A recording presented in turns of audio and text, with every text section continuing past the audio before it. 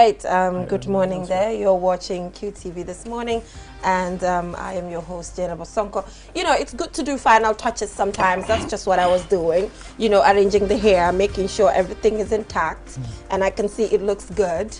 Good morning. Everything should be intact. Yes. Because if everything is not intact, well, that will be another story. So how was your weekend? I spent my whole weekend in Kaur. I mean, making money. Yes, Friday night I was at Q City. I left Q City around 2 a.m.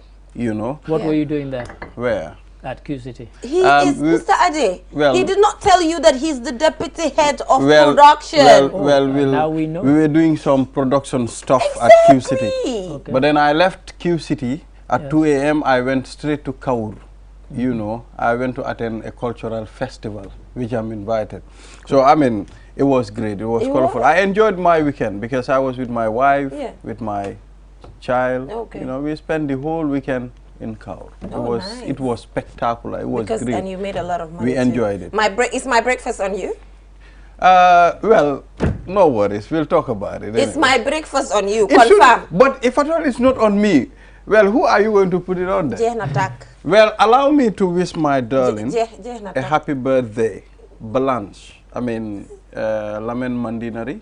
Balance, darling of Andrew. But this is my darling. This is a very good lady. Okay. I mean, she invites us at her house all the time, prepare ebe for us, you know, cook for us. So balance mangla nyanal, fan buguda ak wirgu yaram. Balance darling, balance love, mangla ne happy birthday, yalla nga ko celebrate. Jay, wish balance happy birthday. Balance darling, happy birthday. You know, and balance is the wife of Andrew Jata, QCell. Oh, nice. Yeah, so I mean, we have a very good relation. Balance mangla nyanal jam. Yal nang ko feke at you bari way ak si wer ak wer la yalla yagal la suñ kanam. Good morning, Mr. Ade. Good morning, and like you, Balde and I were fixing our hair before we came on. I hope the viewers have noticed that the difference. So we looking fly. Yeah, you know, we did it just before we came on. I think doing it now. Jay should come without makeup and hair. And so should we. We see. Man, I don't mind. Man, you na fi multiple times without makeup. So what is sama gene suma wig? We want suma control. Defu ma komi dara. Ma gene suma wig. Don't remove. Mr. Ade, I will remove my wig. I will remove my wig. Not live. No, not now. We are set for. Might be a diplomatic incident. Okay. But I love natural. I can do it. No, don't. I know you can do it, but please don't do it. Not on air. Anyway. Don't mind her. Well, anyway. Yes, so I guess we all had a good weekend. Sunday was it for you? Sunday was me. Actually, for once, I had a Saturday and a Sunday. Oh, really? Because I left early to go to somebody's wedding reception. Oh, nice. It was at the Friendship Hostel. They had about nearly 300 guests there. Oh. It was lovely. Really enjoyed it. I left after midnight because it had been a long day. I got to work at 7 a.m. that morning, so by the time I got there, but it was wonderful. So it was a Sierra Leonean event, and both the husband and wife, both Sierra Leoneans. Nice. And so lots of Salon people, although I think I only knew about 10 out of the 300 people there. But it was lovely. And then on Sunday, took my usual stroll along the new road that is being made between Coastal Road and Airport Junction. And of course, lots of people are now using that place to stroll because there's no traffic there. That's nice. And so the traffic is on either side of the road. So it was fantastic, really, really nice. And luckily the weather was good as well. It didn't rain. So we had a pleasant And there was stroll. power. And there was power for most of the time, yes. Okay, nice. Yeah, it was good. So yeah, it was a good weekend. And as I said, for once I had a weekend. Yeah, weekend. I did not have a weekend, to be honest. Oh dear. Saturday, I had this peace walk that I moderated. I yes, came back, had a story for Newsroom in Babukar's voice. What do you have for us? Why are you not participating in the Newsroom? I'm like, news is part of reading news on the Newsroom. But anyway, I know he just tries to tease me. And then on Sunday, you know, I had also small thing that I had to go do. You know, sometimes it's just good to add some extra stuff to, you know, the already existing. And this week I have exams as well. So it was more of, you know, trying to catch up on some of the things that I've lost and knowing that I have a phobia anyway for this coming exams, because it's been a while since I had like a sit-down exam. Right. So I'm a bit nervous. I'm really, really nervous. If I can tell you, have always been nervous about exams, even the ones I did well in. I don't know why. It's one of my few phobias is taking exams, and yet, you know, I used to do quite well, but still, every time, I would be like extremely nervous. Yeah, for me, before I see the paper, my hands will be sweaty. Like it's hard. Like you know, it's really difficult. I tried. Ibrahim, if somebody wants you to do an exam now, is it something that you know you'll be willing to do after all these years? Well, I think I'll struggle, but I will try to do my best. I mean to answer it, although it will be very difficult. It's not easy. You know, exams are, you know, they are very critical. Sometimes even if you know, with the name exam itself, you know, it can make you crazy. Yeah, it can. But you're looking into going back to school? Absolutely. So get ready. You know, I focused more on sales and marketing. You know, I studied marketing to the last. I mean, I gathered a whole lot. If I bring you documents of my sales and marketing, I mean, you will be surprised. I have a whole bunch. You know. So what are you looking into now? Things are turning me to the media now. Things toned me. I'm focusing. You know, I've become a VJ already. You know, I think you should still go into the marketing and stuff, because the media stuff, you're already doing some of that. And so if you have another skill set, you can bring it to, you know, and I've mentioned this before, when I was at the BBC for about 10 years, they did not take anybody who went to media school, rather, and anybody who had done a degree in media studies. They took people who'd done medicine, law, science, etc., etc. But they wanted people. I think about getting a bachelor's in sales and marketing. That's good. You can easily handle that. Well, I mean, I'll see what to do. Yeah, and I think what you said, even if you have like a BA in journalism, when you're doing your master's, it's always good to like combine it with another discipline to kind of mix it up, because at the end of the day, it's about analyzing stuff.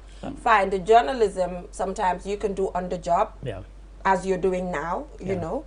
I would recommend something like international relations. Exactly. For example, I would recommend something like that, because it gives you, although in most countries now when you do international relations, you also have to do a language like Spanish, French, Portuguese. You know, I've been thinking of this. I mean, I've been thinking of doing something.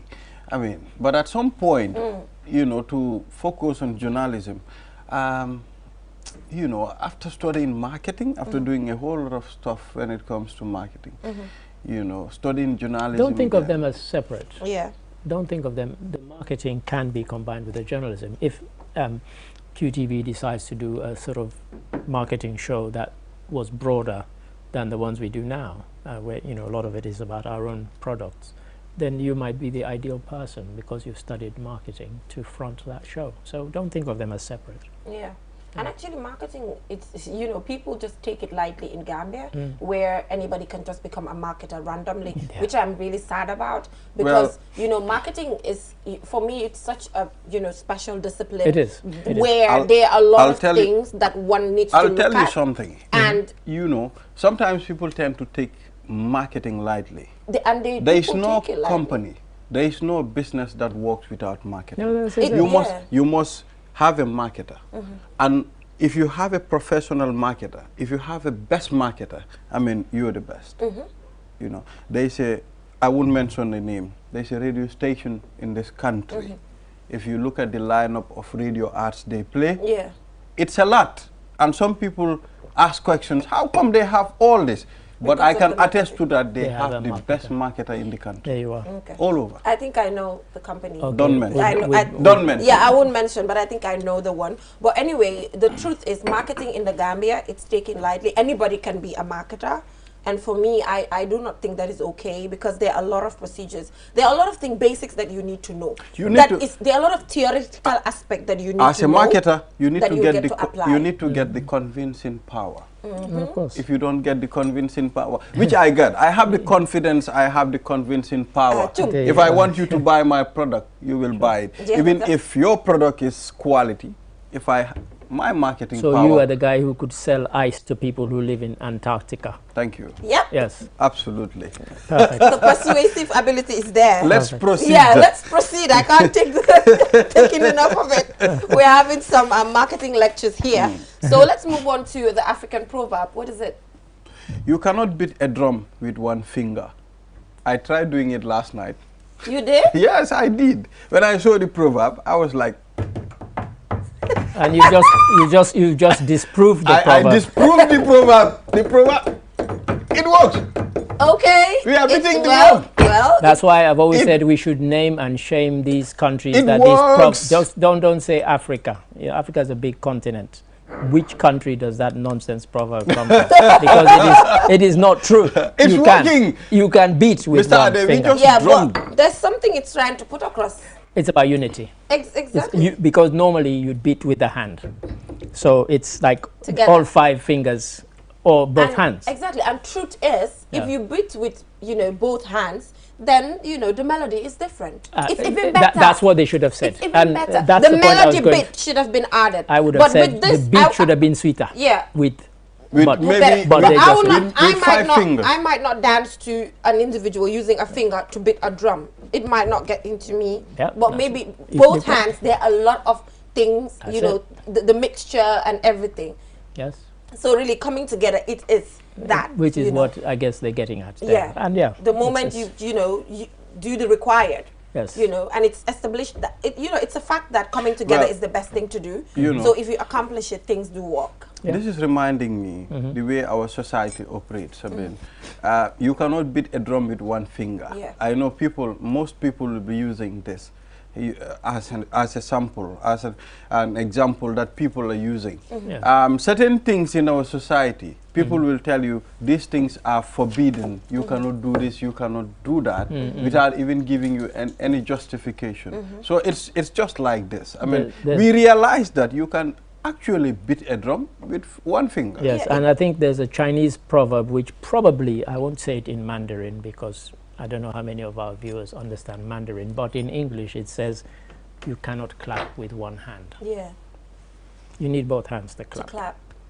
And for me it's kind of, that's I think what they're getting at there about, working together. And yeah, like you said, sometimes, we're forbidden to do certain things that are even okay. Like when we were growing up, you were made to believe that you can't eat the head, the fish head. You can't have it because you're a child. You're going to be stupid and everything. Not knowing all these people, because it's probably the best part. They liked it. And do you know, at some point, this thing stick with me. Of course they did. There was a time at school I was like, I hope it's not the fish head that is doing this thing to me. That's why I can't understand as mathematics at all. As you sat doing your exam, you're thinking, oh no, if only I hadn't eaten that fish head, I would have been clever. When I was going to school, mathematics was my biggest problem. Really? Mathematics, quantitative. And mine. These two subjects, they were, and French French replaced mathematics at some point. Really? I don't know for some reason who invented mathematics. But you know what? That used to be my biggest point. So when I went to England, it just showed you the difference in how people teach.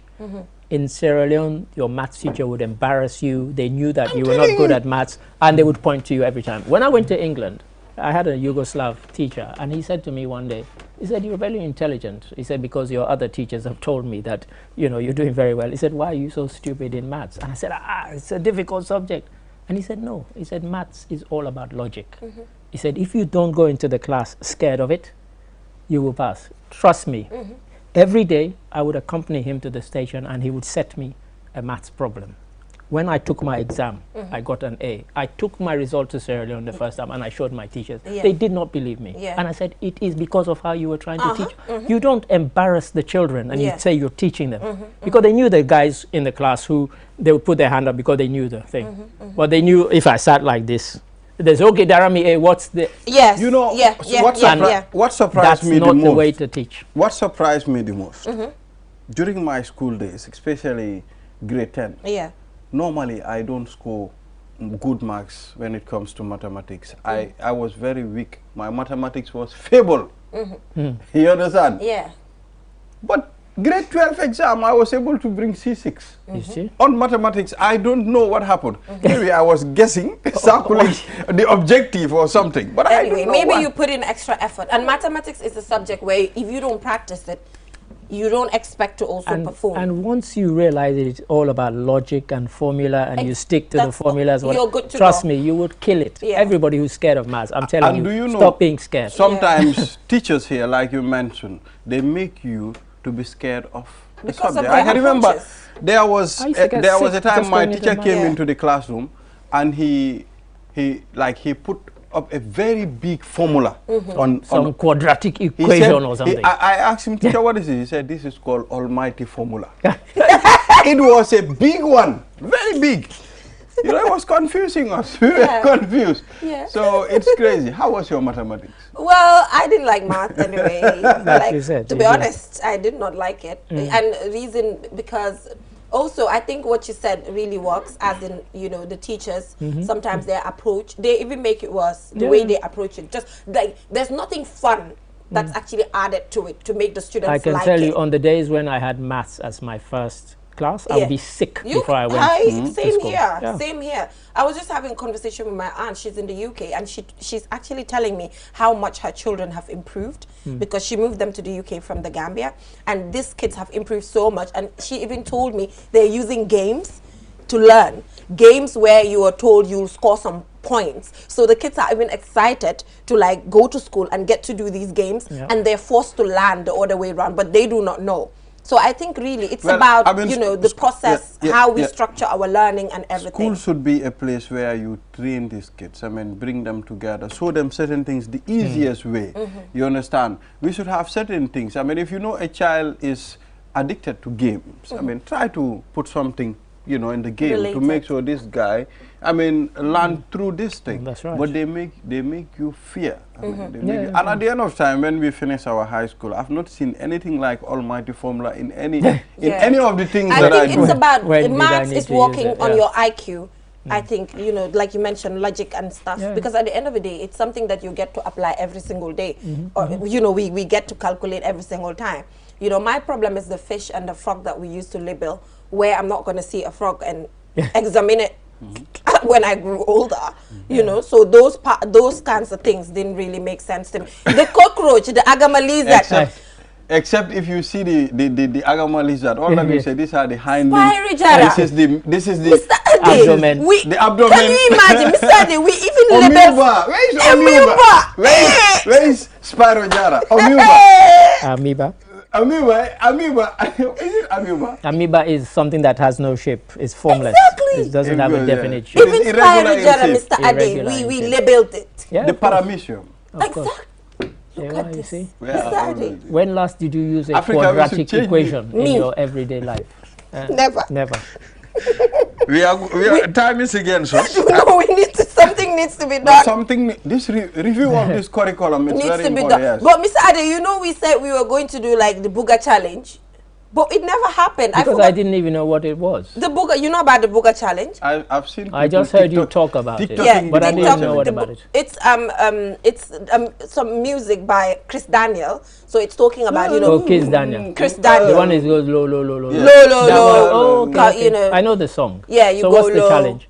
So, you know, go low, show, dance move, go low, go up, you know, kind of show us. So I think when Mboj is here, Mr. Mboj, right? We should try it with Mr. Mboj. Yeah.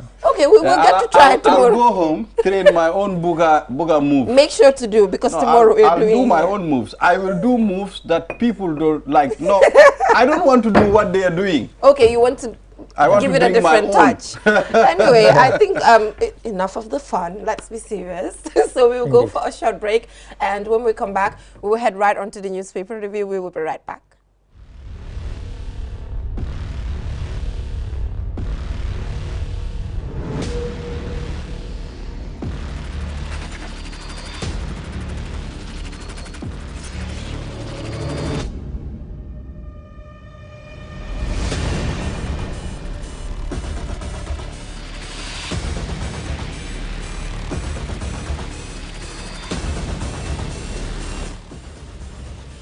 Check out the all-new Tigo 8 at S-Pass Motors. Call 3522-222 or 353-2222 for more information.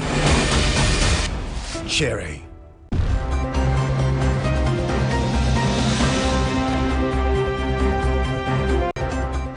right, welcome back from that short break. If you're just tuning in, you're watching QTV this morning. And now we head right on to the newspaper review. That's Foria there, point over there. So we start with Foria. All right.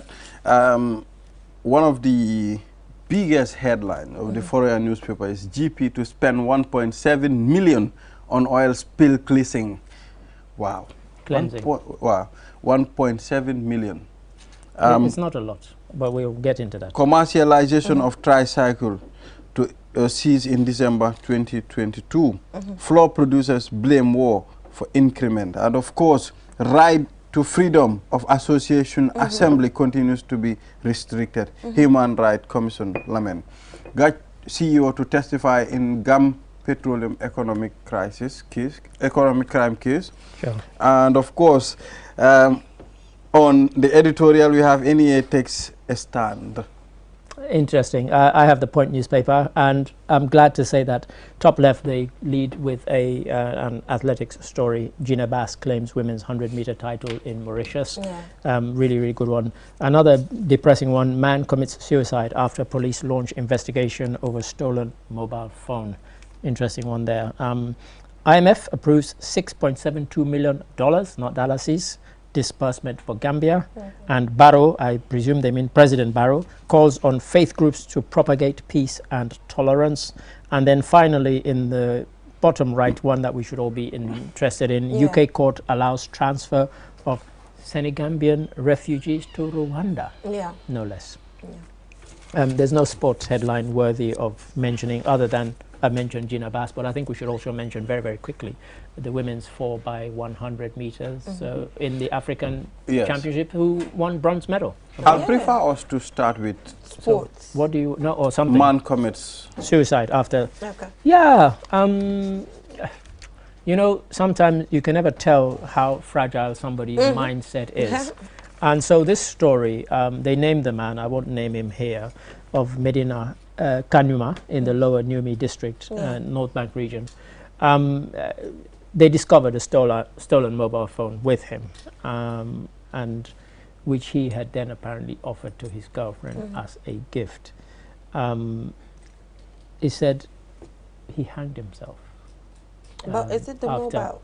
After it was discovered with him, and it was discovered that he had one who'd taken this mobile phone. So obviously investigations will continue, and they've done an autopsy, and his body has been transferred to his village for burial. But very sad. So the man who stole the phone hanged himself? Yeah. Well, it is alleged that they don't know whether but he gave a stolen phone to his girlfriend. To his girlfriend. Okay. So, you know, And after that, hanged himself? Yes, because he was fearful of being charged. Well, the reason why I said we should start with that story, you see, mobile phones are very dangerous nowadays. Well, I was going to finish this story. Yes. Because there's another alleged link to it. Another connection. Yes, because apparently not only did he give it to the girlfriend, but the girlfriend was dating another guy, and she gave the phone to the other guy. So it might not be girls. This is not a laughing matter excuse. Come on, don't go girls. there. It's not. Come But on. also, what's interesting about this story is they claim the chap was hanged. In another story last week, this same story, they claim the guy drank sniper.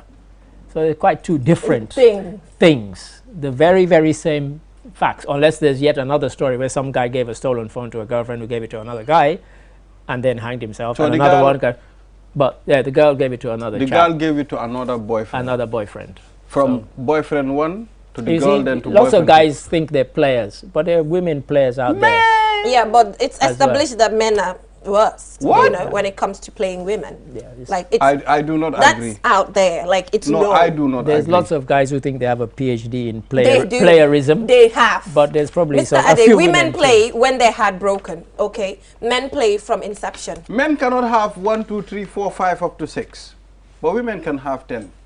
At the same That is time, when they're and heartbroken. nobody is going to understand. Mr. Ade, if you are 1, I am 2, this guy is 3, you will never know she got 10. We live in Gambia. It's a Muslim country. You can marry more than one wife. Yeah, but that does not why mean you you- having side chicks? Well, Man, sometimes. Marry. sometimes you should understand. You know? No, there's no understanding attached to that. I don't want to go home. I don't understand. You don't need to. But anyway, there's my problem is, I think this should really be investigated. Maybe this guy really, it's not even about a mobile phone, but maybe the mobile phone is just so faced that this is what happened. But there's something underneath. Usually there is. I mean, yes, there's something that really triggered this. Well, I mean, mobile phones, one have to be very careful. You know, last time my son picked a mobile phone and he came to the house and said, "Dad," picked it in the street or somewhere. Okay, he was playing around and he saw a mobile phone and he picked it. He came to me. He said to me, "Dad, I picked this phone, but there is no battery." You know, I don't know how he managed to put a battery in the phone, and it came on. I mean, I told him, "Look, return this phone where you picked it." I've seen someone jailed only for picking phone. The guy is still reminded. He's still at remand. Yes, for picking a mobile phone that is stolen. That's his story. Yes, according to what they said. Yes. I mean, so it's not safe, because if you put the phone on and they called. How old is your son? He is 11. I don't think he would have been remanded, but carry on. You know, so well, Mr. Ade, if police are looking for a stolen phone, for example, someone breaks into a compound, they probably won't think they won't think it's an 11-year-old. And no, listen, and did everything there. I mean, you know, do away with all the things in the house. You understand? You know, what's funny? It's not funny. This is serious. Yeah. Okay. Yeah. But yeah. Okay. Let's say Mr. Ade is the thief here. Yes. Let's assume. So you break into my house. Yes. You take my things. Yes. And you throw away my mobile phone. Yes. Someone picked it. And police are... Because it's not the latest iPhone. Police are investigating. You understand? And they call the phone, someone received. I mean, that guy will be a prime suspect. Not if he's an 11-year-old. Even if he's 11-year-old child. I mean, you cannot... Gambia, you people are harsh. Anyway, moving on. This is a serious matter. Moving on. On a serious note, someone died, you know, on a serious note. I think this should deeply be investigated to just find out, you know, what the underlying reason is. Because just stealing a phone, this is, you know, these are things that happen on a daily basis in the country, and it's negotiated, you know. I mean, with suicides, exactly. it's usually never just one It's never, you know. That is why, Mr. Ade, every single time I talk about mental health, safeguarding mental health, because that is, just having the thought to kill yourself means, you know, something really bad is happening and you need help. But in Gambia here, you can't even go to someone and say, I need help. When you need help, where can you go? You know, I know there are a few centers where people can go get therapy, and then I feel like therapy should even be accessible where it's used as a social protection center where people can go to talk to someone. It's interesting you mentioned mental health, because my ex-wife, who lives in Las Vegas, is actually today, as we speak, Monday the 13th, she's actually opening a mental health center. Look at because she said because of COVID, they suddenly became aware of an increase in people having to deal. Some of them, it was just the fact that they had to work from home. Exactly. Became problematic. For them. And then instances of domestic abuse and so on linked to mental instability. And so she's actually opening a mental health clinic. And we need that in Gambia here. Mr. Ade, people judge people in Gambia. You know, you talk about mental health issues and suddenly people say, hey, kida fadof. You know, but just, you know, someone sitting alone and having deep thoughts about certain things can direct what that person can do. Of course. That is how people kill themselves. I know two people who, on the day they killed themselves, they're both Africans, one Sierra Leonean and one Ugandan. Yeah. I actually saw them hours before they killed themselves. Look at that. Look at that. Well, that's something that's always stayed with me. So mental health, it's that problem where you can't look at the individual so-faced and get to understand what that person is going through.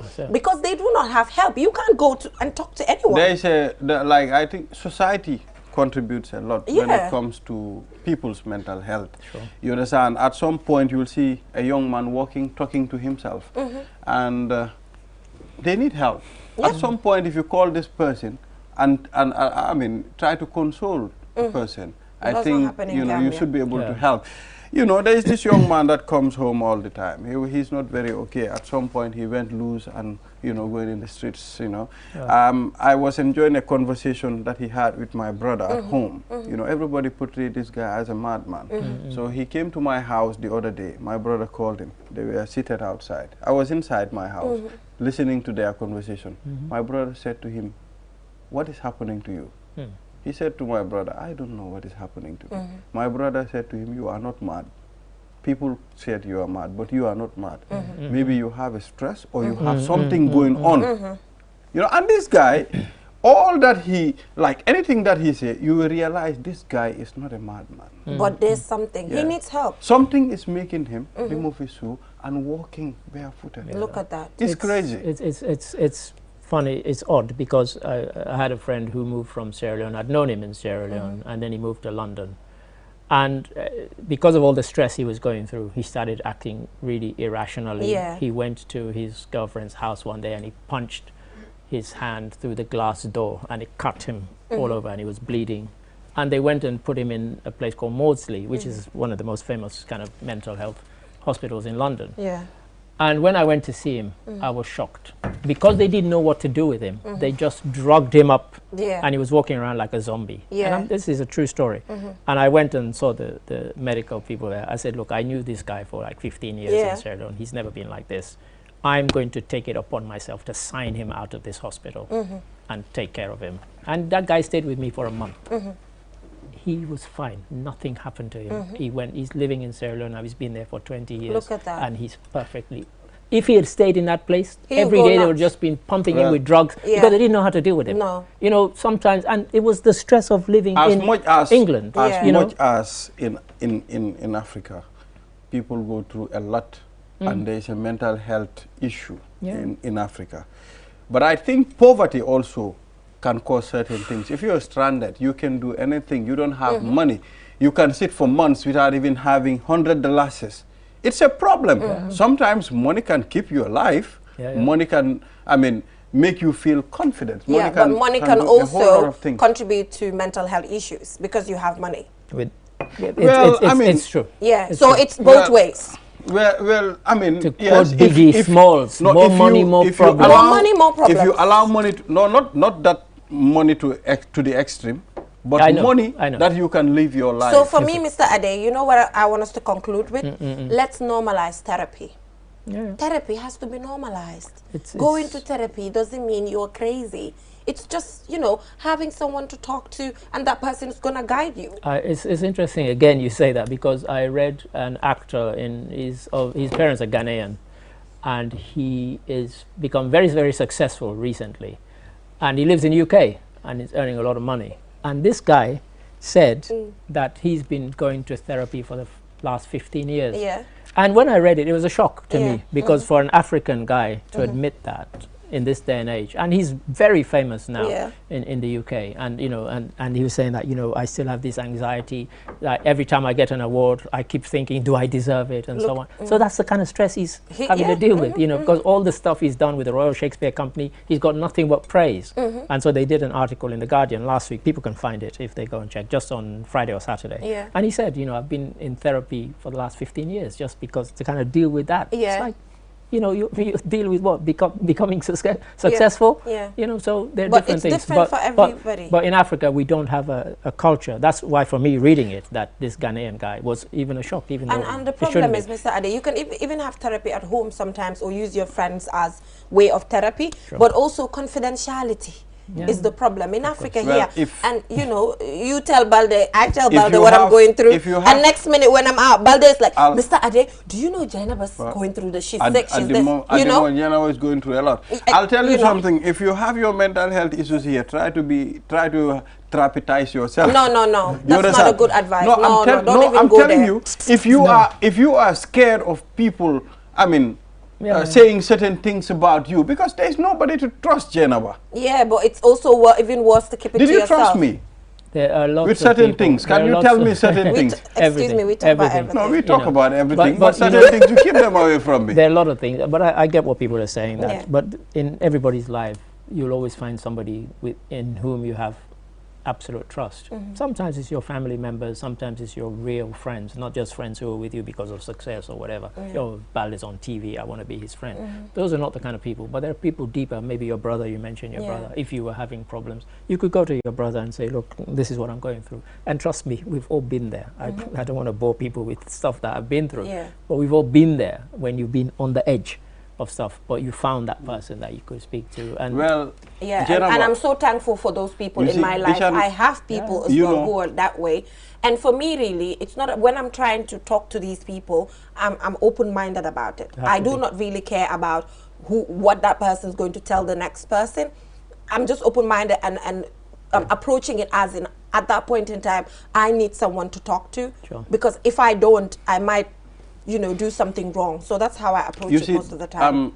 Every person you see, there's something that you need to tell someone. Exactly. There's someone that you need to rely on or you lean on. It happens to me, it happens to everybody. There was a time in my life, I thought my life was going down, you understand?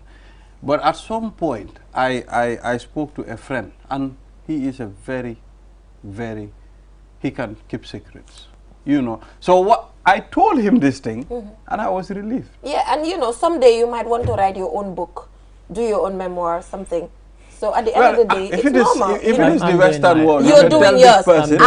I'm gonna do mine at some point. I've already warned my family that there is stuff there that's gonna upset them. But you have to they have to deal with it. Exactly. Because, for example, I talk about my grandmother, my mother's mother.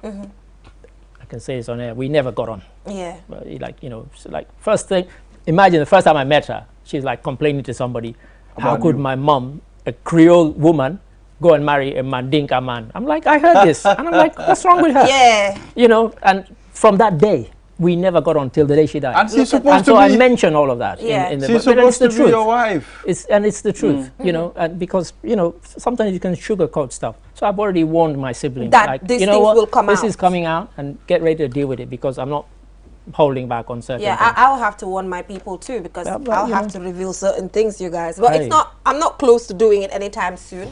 Maybe by the time you're okay now for now. Yeah, I'm cool. I'm so moving on, the National Human Rights Commission, it's talking about the fact that the right to assembly is still threatened, you know, and something needs to be done about it. Yes, I mean, in many African countries, we find this thing, you know, people say, you know, right to assembly should be just a kind of blanket thing. But now, you know, they say, you know, why should I go and get a permit? Okay, so imagine you guys are both from rival political parties, and you both want to have a march past or a demo or a rally or something on the same day at the same time. And you come and say, no, these guys are having theirs, you change your date, you know. And look, I've never had a problem with permits for that. If they blanket refuse everybody a permit, then I'd have a problem with it. But if it's to keep public order and so on, you know what, we don't need any madness out there. But I hear people complain about it, but sometimes I think, you know, a lot of noise is made over something that's so there really should not be a permit. I think the permit is just, you know, some form of regulations put in place, but then the permit, they should actually clearly spell out, you know, how to get the permit, and how do you get rejected? Like, what is the benchmark? That needs to be clear. Sometimes it's quite loose, because there are times when actually sometimes they will tell you need a permit, and then when you dig into the law, it doesn't say it doesn't say you require a permit. So you know, all these things, and again, if you're going to go a particular route, you're going to disrupt traffic and so on. You know, it means the police have to be there to guide you and so on, and that's police resources being deployed to mind you. So there are lots of angles to it. It's a complex matter.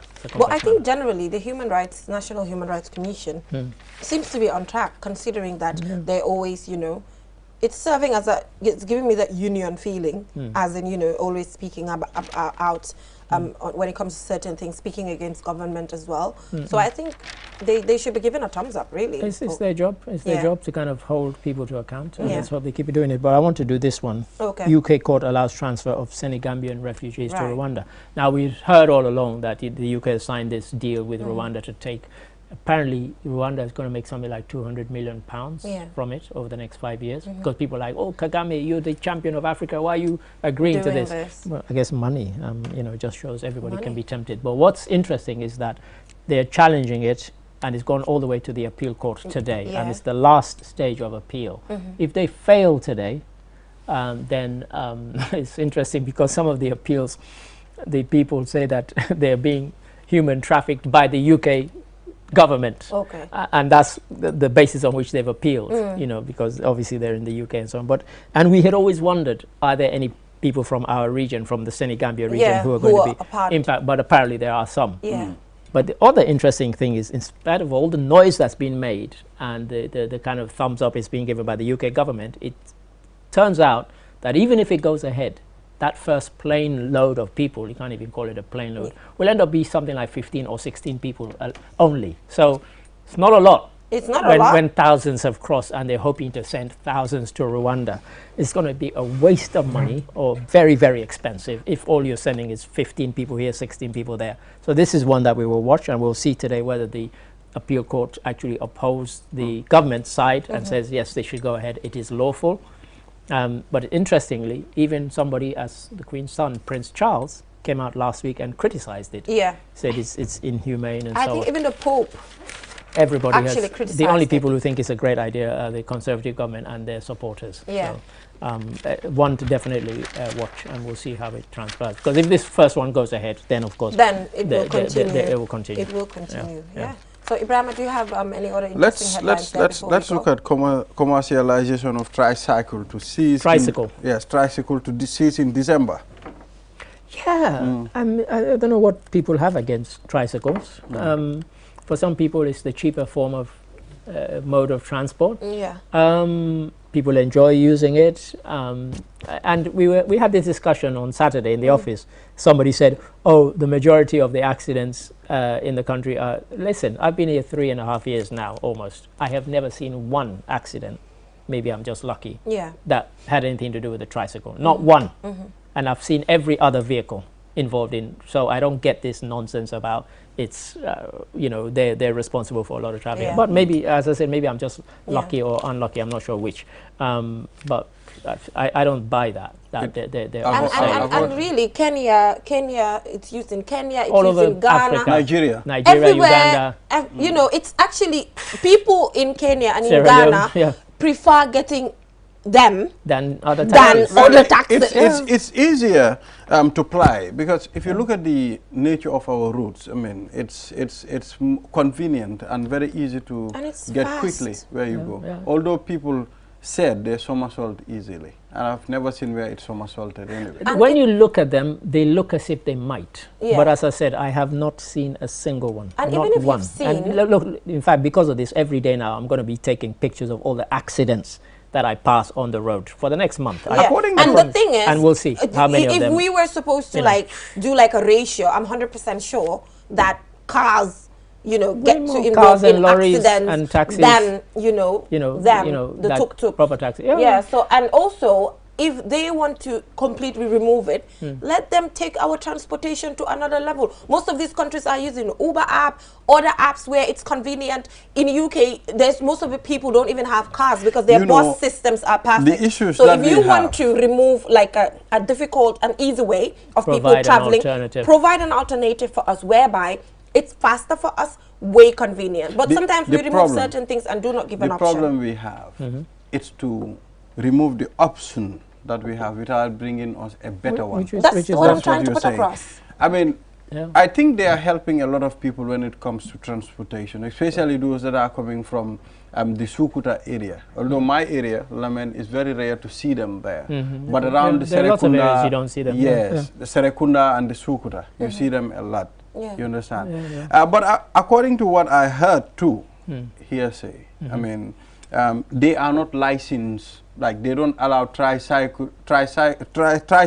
to do commercialization in this country, according to what I heard. Which is what and that's mainly to do with the fact that we've mentioned this before. We have lots of ancient laws.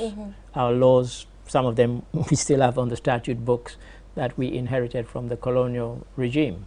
And even after independence, we didn't bother to, kick them out of the record books or the statute books. And so, of course, in those days, there was no thing. But, all it needs is a private member's bill to pass the law to say, allow them to be licensed rather than de-licensing them. I think that's the lazy option. And also the fact that it's foreigners taking charge. Well, which is what I keep hearing. And Mr. Ade, honestly, there is no problem of foreigners becoming commercial drivers in this country. Depends on who you call a foreigner. Are they Japanese and South Koreans? Well, even if they are Indians. ECOWAS citizens, I wouldn't call them foreigners. I think that's an insult. To the ECOWAS. We have Gambian brothers who are driving in the UK. We have, all over the world. But, our ECOWAS brothers, we shouldn't be referring to them as foreigners. It's insulting. And when I hear them saying, oh, they're Sierra Leoneans, they're Ghanaians and Nigerians, for me, they're not foreigners. We're all members of this ECOWAS Well, region. I think Africa, especially those that we are sharing border with, they should respect certain protocols. If I am from Gambia and I go to Senegal, I should be handled like a Senegambian. Or I should be handled like an African. It doesn't happen. As long as you can speak. Well, I had my experience. French. I am very disappointed when I was traveling to Dakar. Right. Everyone two checkpoints said, stop my car, made me pay money. I pay money just to pass because a Gambian with all my documents. No, it's because they saw that's the famous Ibrahim Balde of QTV. Not actually. Well, that didn't happen to me, to be honest. Well, they did. Recently when I went to driving? People have different experiences. But you were not driving. He was I was driving. His own car, his own vehicle. Okay. I was driving. Every checkpoint, they'll stop me. Okay. And I have to give them, how much is the... Safer. The safer, the $50. Is it safe? I something like that. Yeah. You had to give it to them. Right. So did you ask them the reason why you're paying that? They will just make some sense, or they'll speak in French to him and he wouldn't understand. But they understand money. Whether you like it or not. Maybe because he went with Mr. Bean. No. Was it Mr. Bean? No, he wouldn't go with Mr. Bean. Man, I went with my, I have a Pajero, so I went with my So how's the Pajero? Is it okay now? No, I sold it off. Okay. I'm okay. Because he didn't want to get stopped at checkpoints. So, so Mr. Ade, Ibrahim got 2 cars in front of me without me having a car. Well, that's you getting your car now. I'll get yours. You got 2 cars in front of me. 2022 will not end. He's slightly older. Don't forget, you're just a baby. But still, I need a car. We've been here in the early 80s. It doesn't matter. Yours is coming soon. Anyway, I think the whole segment today, the whole discussion is quite fun today. But unfortunately, we do not have a lot of segments. That's fine. So, we just decided to interact with you guys. Yeah. So hope our interaction was, educative, or you got to learn 1 or 2 things. Let us know. So, gentlemen, I'm afraid now we'll have to go for a short break. And when we come back, we will be discussing World Ocean Day. We'll be joined by Mohammed Haidara, Secretary General of the Gambia Environmental Alliance, as well as Fatu A. Jeng, Treasurer, Gambia Environmental Alliance, to discuss World Ocean Day. Thank you so much, Mr. Ade, for joining us. It's always good to have you here. All right, so we'll go for a short break and we'll be right back. Q Money, the biggest mobile money service in the Gambia, has taken mobile banking to the next level. Now, you can link your Q Money wallet with your bank account. Yes, link your Ajib or EcoBank accounts with your Q Money wallet and get instant access to your cash anytime. No need to queue at the bank anymore. Transfer funds from your bank account to your wallet or your wallet to your bank account using Q Money Bank Link is the fastest, most secure, and convenient way to transfer funds between your wallet and bank account. For more information, call our customer care on 133. Q Money, Sunyu Kalpe. Terms and conditions apply.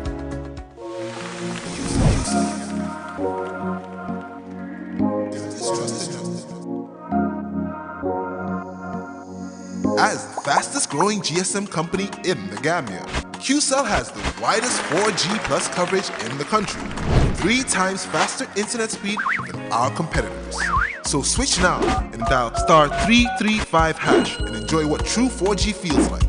QCell, the Gambia's trusted network.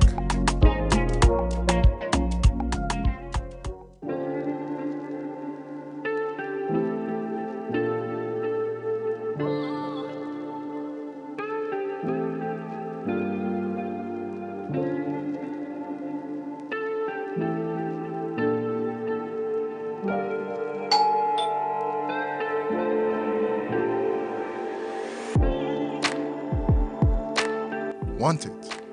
Order for it and pay quickly using Quick Pay on the Q Money platform. With great technology comes ease and convenience. Get a glimpse of what a comfortable life is with Q Money by dialing *323# now. Call 133 for more information. Q Money, Sunyu Kalpe.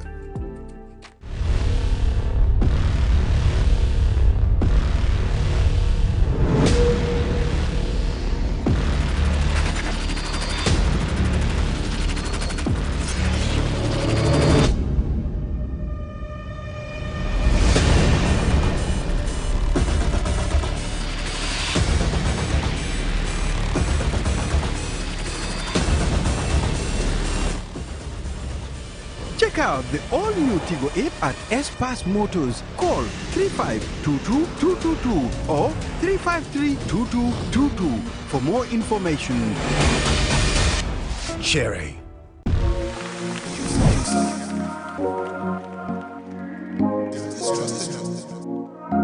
Qcell company bu ëppa client yu ees yu koy jëfandikoo ci biir réew mi. Qcell am 4G plus coverage bu gën a yaatu ci biir réew mi. internet bu gën a gaaw ñetti yoon naataangoom yi kon nag toxul léegi dal di dial *335# dal di bànneexu 4G bu dëggantaan. Qcell network yi Gambia bu ñu gën a wóolu.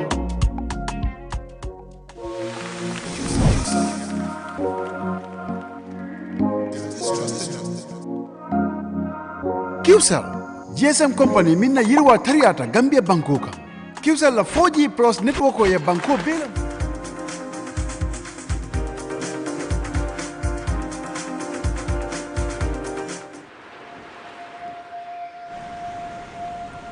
What if I told you there's an essence on this planet so powerful that it can sustain all forms of life?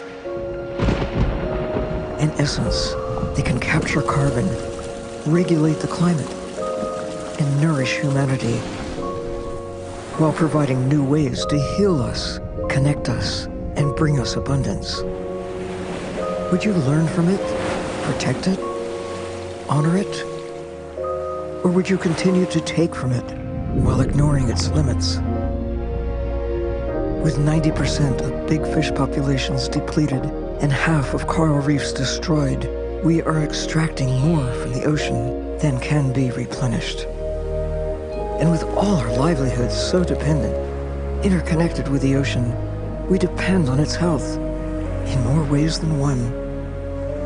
We must build a connection to the ocean that is inclusive, innovative, and informed by those who depend on it, as well as by lessons from the past. On June 8th, join the United Nations and Oceanic Global for United Nations World Oceans Day 2021. Deepen your understanding of the ocean and its wonders. Join scientists, explorers, experts, and coastal communities from around the world. For this year's theme, the ocean, life, and livelihoods.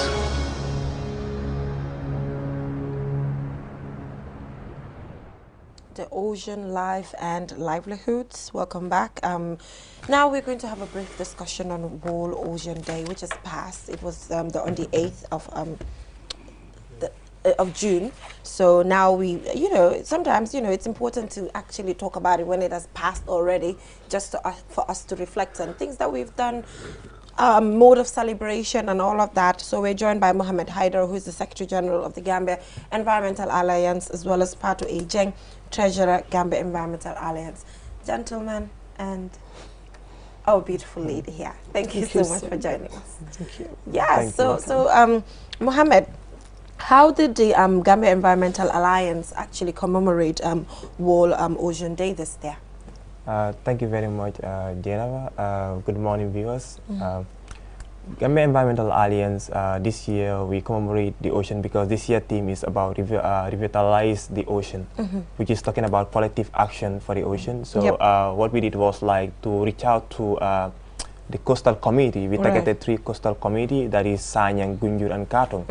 because this coastal community are one of the most vulnerable community, and so far since inception, based on our findings, they are one of the most community that have been facing coastal and pressing environmental challenges. So we deem it is necessary that the community people understand this, the importance of this very important day, that is June 8th, World Ocean Day, by conducting a caravan tour, and we talked to them with that is right here. So we spoke to the women that are in the market, because the reason why the market is operating because there is fish abundance, and then the reason why the fisher folks are busy along the coast is because fish is available. So we make sure that we educate them that the reason why this thing is happening, because we need to preserve it. It was preserved before our great grandparents, and so therefore it is upon us as a citizen, and people that are also working there to earn our living, to preserve that marine ecosystem. So we conduct a caravan tour, and the caravan tour, this was the objective of it, by meeting out the people. Interesting. Well, I mean, from sensitizing the people, the importance of protecting our marine life, what impact have you seen from the time you started until today? Definitely, we have seen a series of changes now happening, especially when from the youth folks, because they are definitely doing extremely well, especially in those committees, because we did it with them, the youth folks of Sanyang, the youth folks of Gunjur, the youth folks of Katong.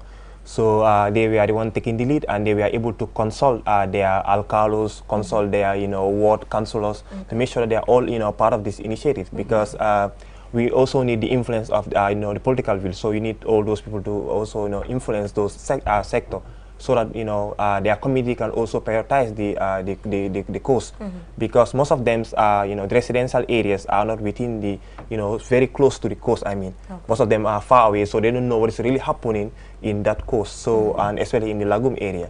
So this was really interesting for us to develop that that capacity, whereby themselves, the VCD and the ward councillor, them speaking to them about the challenges that they face, as well as some of the pressing issues that they face from them, from their own native themselves, before us, getting on board. And then Andy Fadujeng was also able to, advise them concerning as a human, some of you pay your school fees from these things, so it is important, Yeah. So Auntie Fatu, can we talk about? It's a caravan. Yeah, you went there, you interacted with these different women and these individuals in the community. So what is their perception as we speak?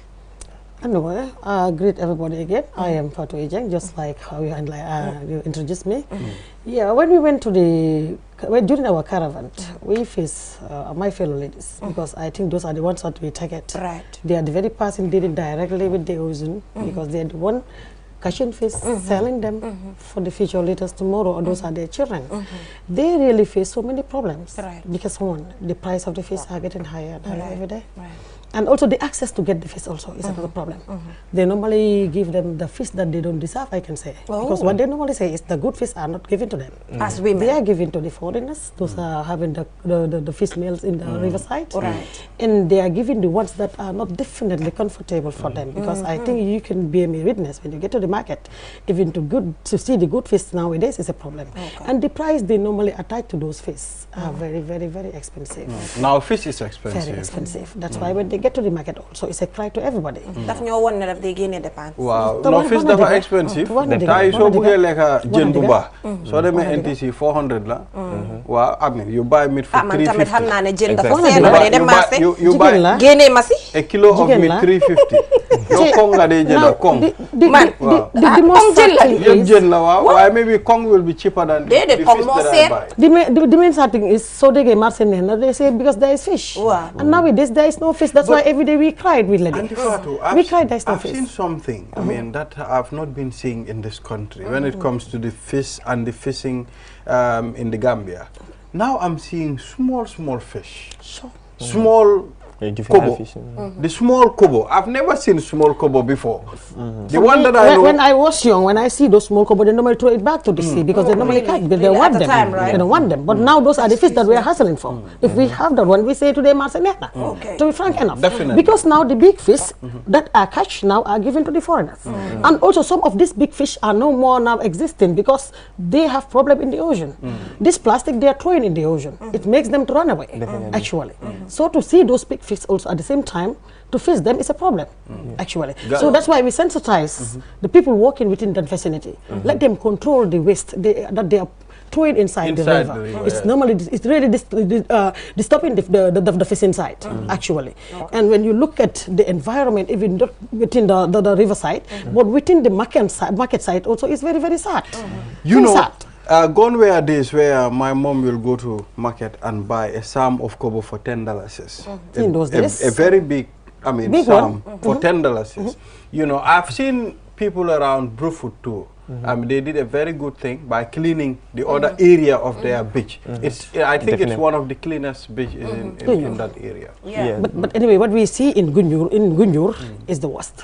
Very dirty. Look at that. Very dirty. And I learned that some of these people collecting waste from the residents normally throw it beside the riverside.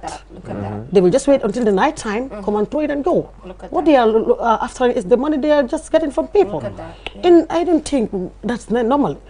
I think the health sector also can make a very good intervene on that. Let them be checking those areas. So are you going to come up with a report to share it with stakeholders? Sure. You're working on that. Definitely. You know, because when we do things like this, then we have to collect data, put it together to be able to show evidence that this is what is happening and this is what we're recommending when it comes to solving it. So I'm happy that you're trying to we do it all the point. And also we'd be enlightening them that we are GA, Gambia Environmental Alliance, that comprise of more than 40 civil organizations. And we have in our mess an organization that deals with waste. We at least try and connect those people with our organization so that we can use those waste to recycle them to get some other things. And I think that's also another good point that we tell them, and I know it will bring a very good improvement from them. So how about the oil spillage? Exactly, You know, at the time that you were doing this caravan, has this happened already? The spillage? Yeah, definitely. So did you include then the community of Mandinari? Actually, as part of the caravan because of the spillage. Now, based on this World Ocean Day target was focused on you know, Sanyang Gunjuru. We operate on based on you know, what your community need, because we are talking about the native. You have to tell them what their community are facing. But obviously, the oil spillage is something that we have been talking about, and we will continue to talk about until government takes serious action about it. Because you know, the mangrove you know, ecosystem and the river Gambia, you know, is a you know, play a key sector in our social economy. The reason why we are talking about the price height of fish and everything is based on, you know, the mangrove wetland that is, you know, helping the fish to spawn, you know, where they lay there are millions of eggs. That's what is feeding the population. So we should not be joking with those sectors, as well as the ecotourism. We serve as the second GDP in this nation. So this country definitely needs to consider this thing, and it's not a small threat. So we are really disappointed because the key sectors we expect that they need to talk about this issue have not spoken out. Because you know, what sectors are these? I mean, like the Minister of Environment, this should have been their top priority. You know, because right now only technical team are talking. You know, NEA, you know, and Gambia Maritime, you know, and Pura, you know, but key central government are not talking. Like Gambia Petroleum, they did the disaster, they didn't say anything. They should have done, you know, at least, you know, a conference and say, hey, we acknowledge this is a disaster and we, you know, we need to do something. Because this thing involves, you know, all the sector, health ministry, because whoever go and take bath in that, you know, river bank, you might have skin rashes. So which is another threat on health people, I mean the people. Now, even the fishermen in the Mandinari right now, they are not operating. They said their net have been blown with, you know, the heavy oil, you know, and what is that? So, and all these things have been neglected. So this is a concern that, you know, the nation need to look into, and so that we could prevent.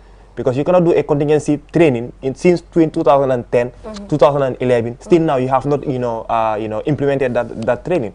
Then what's the essence of having that training? So now, I mean, we are just talking about it. I mean, for almost a week we've been talking about this oil spillage. But it's like actions have not been taken. Exactly. You understand? So what will happen if at all still everything is stagnant and people are just talking about it and officials are not doing anything about this? What will happen, I mean, to that oil in the river at the moment? Thank you very much. That's a very important point, because like oil is a very heavy oil. Well, the one that was a liter there is a heavy oil. That's why if you look at it, it's more like a crude oil, because it's a very heavy one. So that being the case, and you know, we understand how the mangrove play a key role in those, you know, in that river bank. So it was even saving those community from soil intrusion, you know, as well as, you know, if there is, you know, which I don't pray for, like sea level rise to happen in those areas.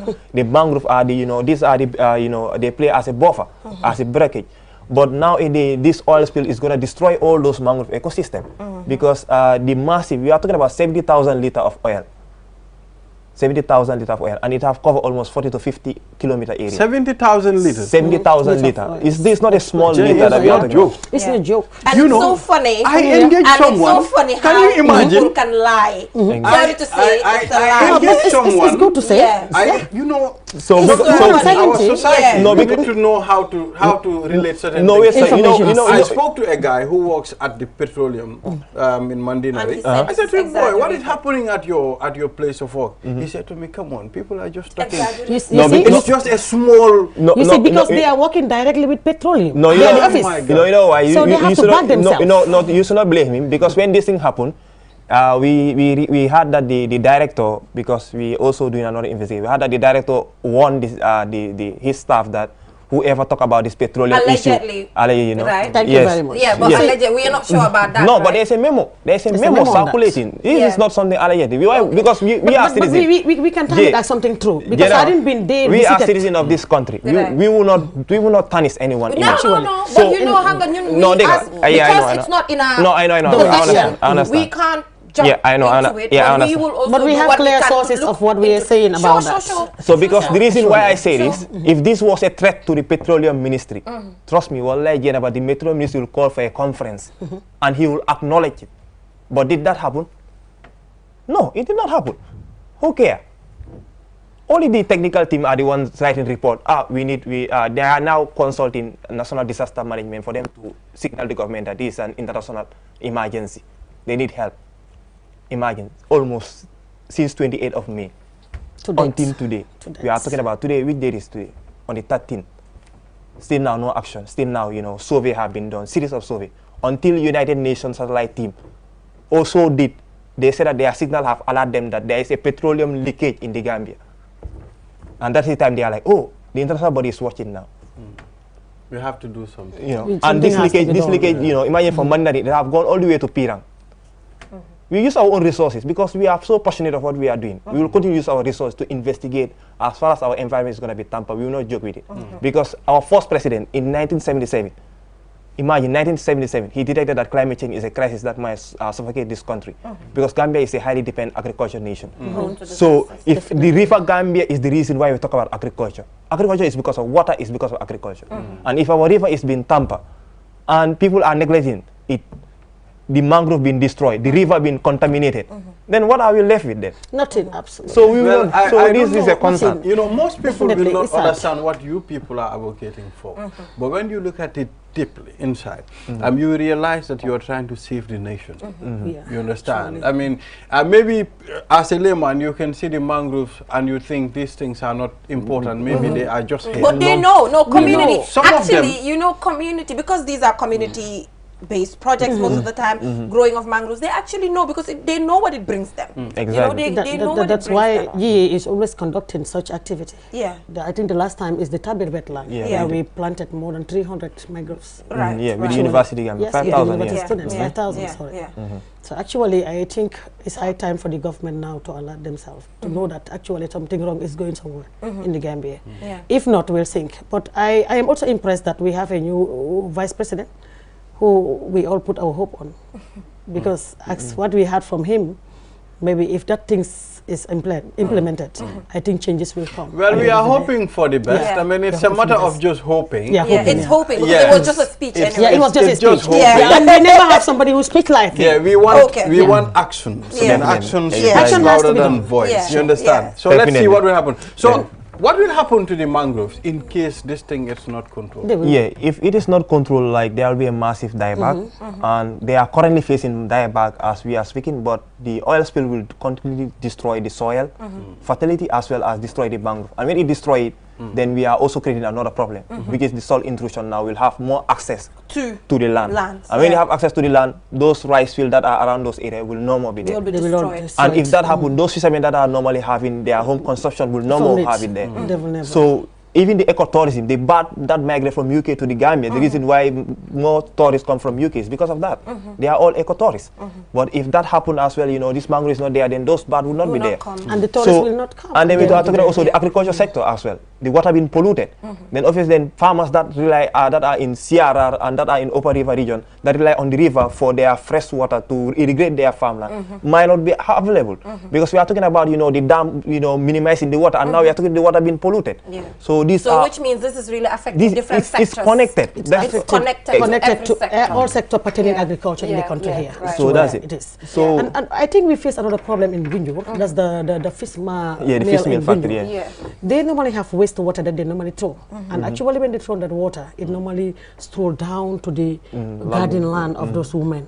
And actually they are suffering. Right now, when you look at the land within that vicinity, it's no more functioning. The soil is totally destroyed.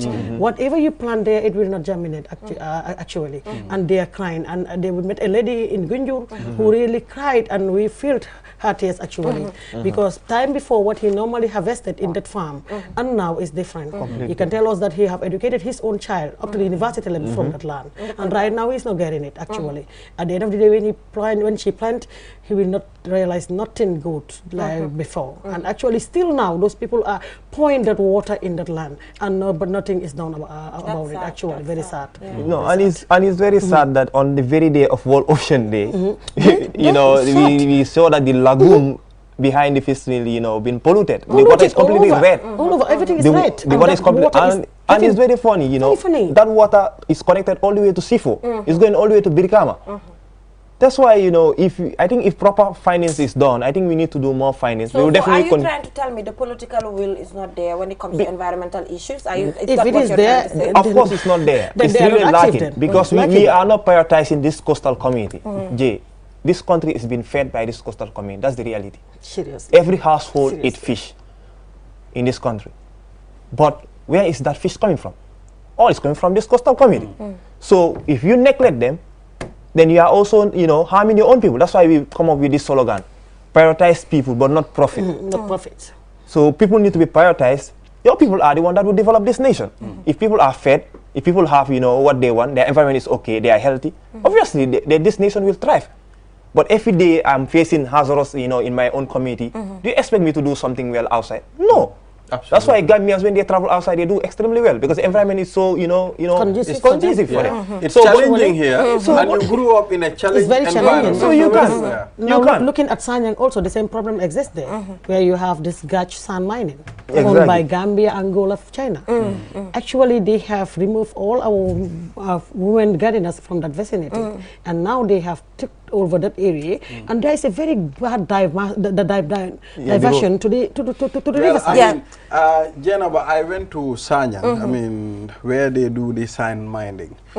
I was shocked that day when I saw what's happening there. Very sad. You know, so I mean, it's crazy. You know, never relent. I mean, never surrender. I mean, I think we need people like you. I mean, to advocate, to make sure. I mean, things are happening in our society. Definitely. Yes. So we'll continue that because, like, this is the reason why we set up this environmental alliance to make sure that because, like, you know, that road that had been there before the company, and the funny thing is that you might until you collapse the main road, and you are saying that, you know, our technical team, any and others are aware. So I'm like, what kind of game is being played now? So because it is they are responsible to protect Gambian interests, first community interests, first, you know, how can you mind the road that link? That is where people get their livelihood. Our local fisher folk, that's the road they took.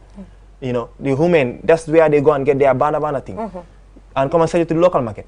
And now you are creating another diversion now. You know, instead of you going where you used to go now, they are like, no way, now this road has been collapsed. What is the reason? They say they have been mined. It has been mined. And imagine all that resource that is gained from there. The community are not even benefiting from it. Nobody's benefiting. They're not doing any form of exactly. So this is the problem. Even the Alcalo himself said it. He said, I am the one who will say this thing to you people. We are not seeing any benefit from this, you know, sand mining. Actually, we thought that it would have been something to our community, but we are not seeing it. So then, where you know, sometimes it's really sad. You don't know how it to is. But anyway, you know, looking forward to your report.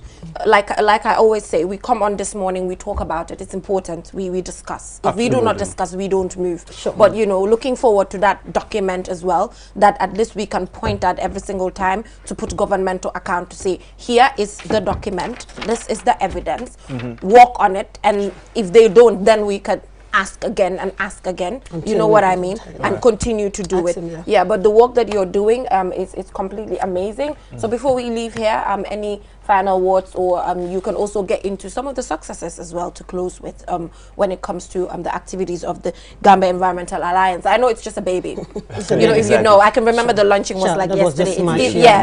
It's still a baby, right? June. I know. All right, so thank you very much. I think this is really an interesting program, and I believe the masses will take heed of the concern that we are trying to, you know, advocate for, because it is everyone responsible, you know, responsibility to make sure that, you know, we have a very conducive environment whereby our future that might come, our future generation might have, and, you know, something to say. Because I told this, you know, to the student when I was conducting a presentation on Saturday at the American Corner, that, you know, in 1977, they used to say, or before that, they used to say, we have elephant, tigers. I'm afraid the future will one day say that we used to have tilapia fish.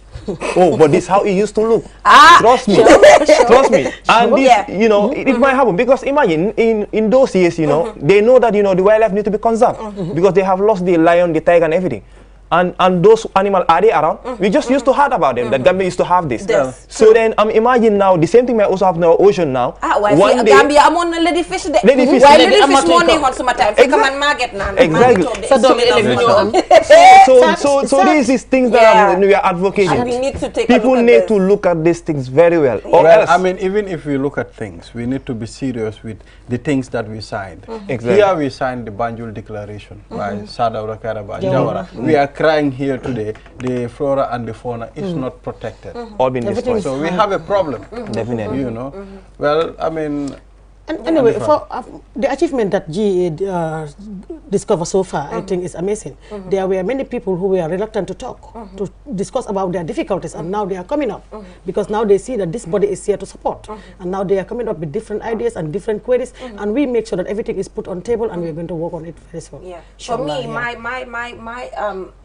for me, the biggest achievement really that I've seen from the Alliance is the fact that the meager resources that we have can now be actually utilized, because everybody is not doing what they want to do, and people like duplicating each other's efforts. Because already as a developing country, we have very little money, and most of the monies that we have is not even coming from the government coffers towards environment. These are things coming from environmental donors. And even for small organizations, you know, working towards environmental advancement, find it really hard. They will tell you to access environmental funds. It's really, really difficult to access it. There are a lot of procedures to go through, and all of that, so it's really difficult. But anyway, you know, keep up the good work. We appreciate what you do.